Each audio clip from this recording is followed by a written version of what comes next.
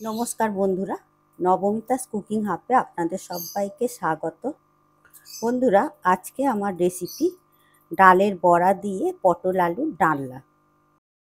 আপনারা পুরো ভিডিওটা দেখবেন, আর যদি ভালো লাগে লাইক শেয়ার কমেন্ট করবেন, আর সাবস্ক্রাইব করে আমার পাশে থাকবেন।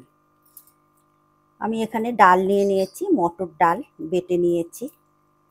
সম্পূর্ণ নিরামিষভাবেই এই রেসিপিটা করব, সেই কারণেই মটর ডাল নিয়েছি। আপনারা এখানে মুসুর ডালও নিতে পারেন, মুসুর ডাল দিয়েও করতে পারেন। প্রথমে আমি এই মটর ডাল বাটার মধ্যে কালো জিরে, হলুদ আর লবণ দিয়ে ভালো করে ডালটা ফেটিয়ে নেব।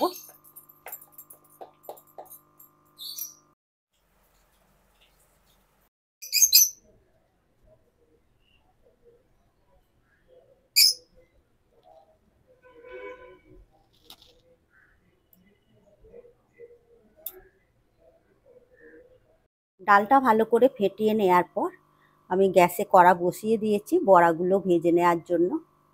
কড়াতে দিয়ে দেব সর্ষের তেল। তেলও বেশ গরম হয়ে গেছে, বড়াগুলো এই তেলের মধ্যে ভেজে নেব। খুব ছোট ছোট করে ভাজবো না, একটু বড় বড় করেই ভাজবো।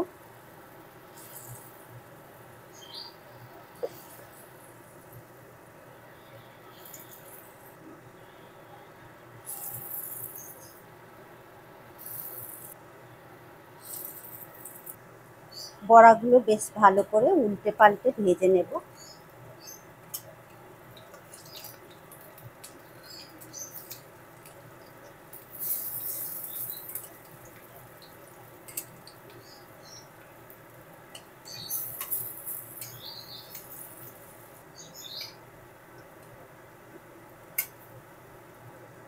বড়াগুলো বেশ ভালো করে ভেজে নেওয়া হয়ে গেছে। এবারে তেল ঝারিয়ে বড়াগুলো তুলে নেব।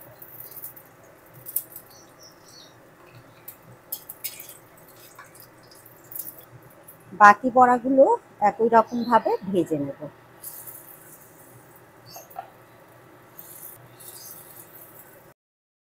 বড়াগুলো সব বেশ ভালো করে লাল লাল করে আমার ভেজে নেওয়া হয়ে গেছে। তেল ঝারিয়ে তুলে নেব।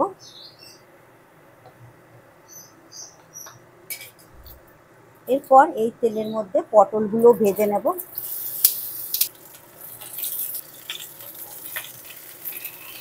পটলগুলো বেশ ভালো করে লাল লাল করে ভেজে নেব। পটলগুলোকে আমি লবণ কিংবা হলুদ গুঁড়ো দিয়ে ভাজবো না, এমনি ভেজে নেব, শুধু তেলের মধ্যেই ভেজে নেব। পটলের মধ্যে হলুদ দিয়ে ভাজলে তেলটাও অনেকটা কালো হয়ে যায়, সেই কারণে আমি হলুদ দেব না, হলুদ না দিয়েই ভেজে নেব। পটলগুলোও বেশ ভালো করে লাল লাল করে ভেজে নেওয়া হয়ে গেছে। এবারে আমি পটলগুলো তুলে নেব।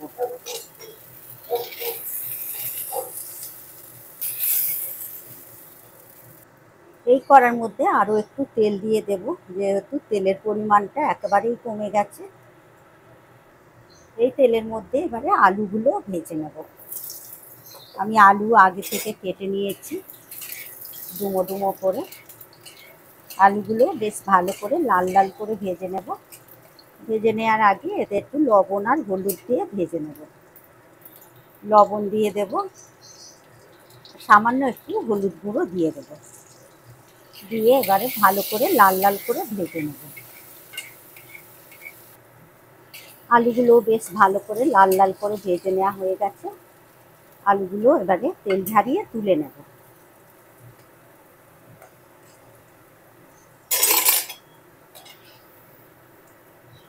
এরপর এই তেলের মধ্যে দিয়ে দেব গোটা জিরে, একটা শুকনো লঙ্কা, একটা তেজপাতা। ফোড়নের মশলাটা একটু ভেজে নেব। ফোড়নের মশলাটা ভেজে নেওয়ার পর এর মধ্যে দিয়ে দেব গ্রেট করে নেওয়া আদা আর কাঁচা লঙ্কা। আদা আর কাঁচা লঙ্কাটা এই ফোড়নের মশলার সাথে 3-4 সেকেন্ড ধরে কষে নেব। এরপর এর মধ্যে দিয়ে দেব গ্রেট করে নেওয়া টমেটো। একটা মিডিয়াম সাইজের টমেটো আমি গ্রেট করে নিয়েছিলাম, এরপর এর মধ্যে দিয়ে দেব হলুদ গুঁড়ো, কাশ্মীরি লাল লঙ্কার গুঁড়ো, 1 চামচ জিরে গুঁড়ো, 1 চামচ ধনে গুঁড়ো, এরই সাথে দিয়ে দেব স্বাদ অনুযায়ী লবণ, 1 চামচ চিনি। নিরামিষ রান্নায় একটু মিষ্টি দিলে ভালো লাগবে। দিয়ে এবার সমস্ত উপকরণগুলো ভালো করে কষে নেব। 2-3 মিনিট ধরে কষে নিয়েছি। এরপর এতে আরেকটু জল দিয়ে আরও ভালো করে মশলাটা কষে নেব। আরও একটু জল দিয়ে মশলাটা কষে নিলে, মশলা যতটা ভালো করে কষবেন তরকারির টেস্টটাও ততটাই ভালো হবে। তরকারির টেস্ট নির্ভর করে একদম মশলা কষানোর ওপর। জল দেওয়ার পর 3-4 মিনিট ধরে মশলাটা আরও ভালো করে কষে নিয়েছি।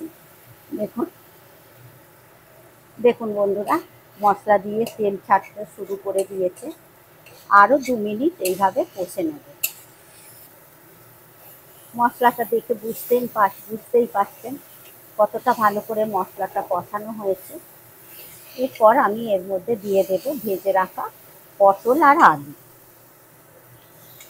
পটল আলু তুলে দিয়ে মশলার সাথে আরও 2-3 মিনিট ধরে পটল আলুটা কষে নেব। মশলার সাথে পটল আলুটা বেশ ভালো করে কষে নিয়েছি। এরপর এর মধ্যে দিয়ে দেব জল। জলটা বুঝেই দিতে হবে, কারণ বড়াতে জল অনেকটা টেনে নেবে। সে কারণে জলটা একটু বেশি করেই দিতে হবে। আরও একটু জল দিয়ে দেব। জল দেওয়ার পর ভালো করে একটু নেড়ে দেব। নেড়ে দেওয়ার পর রান্নাটা এবারে হতে দেব। তরকারিটা ফুটে যাওয়ার পর একবার নেড়ে দেব। দেখেও নেব আলুটা সেদ্ধ হয়েছে কিনা। আরও 2 মিনিট ফুটিয়ে নেব।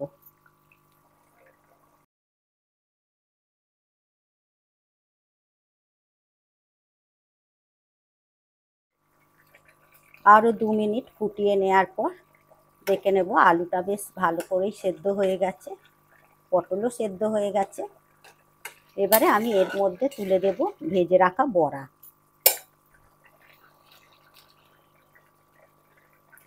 বড়াটা দিয়ে আরও 2 মিনিট ফোটাবো, বেশি ফোটাবো না।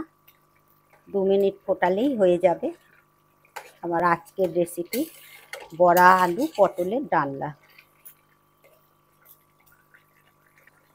2 মিনিট ফোটানো হয়ে গেছে। সবশেষে আমি এবারে দিয়ে দেব 1 চামচ ঘি। নিরামিষ রান্নায় একটু ঘি দিলে বেশ ভালো লাগবে খেতে। এবারে আমি গ্যাসের ফ্লেম অফ করে দেব। দেখে মনে হচ্ছে অনেকটা রস আছে, কিন্তু বড়া আছে যেহেতু এই রসটা এতটা থাকবে না, অনেকটাই শুকিয়ে যাবে। এরপর আমি রেডি করে নেওয়া পটল আলু বড়ার ডালনা সার্ভ করব।